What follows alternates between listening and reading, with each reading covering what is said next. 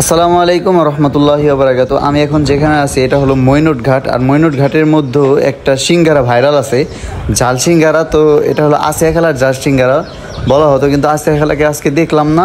তারপর আমরা সিঙ্গারা নিলাম 6টা ট্রাই করার জন্য যে আসলে কেমন লাগে। এত ঝাল যার কারণে আমি খাইতে পারলাম না, একদম অবস্থা খারাপ।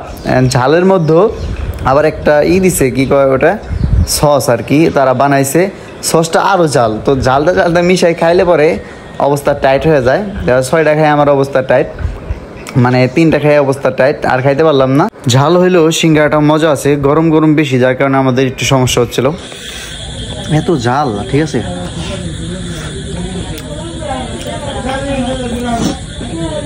সস দিয়ে বানালে তো আরও বেশি জাল লাগে।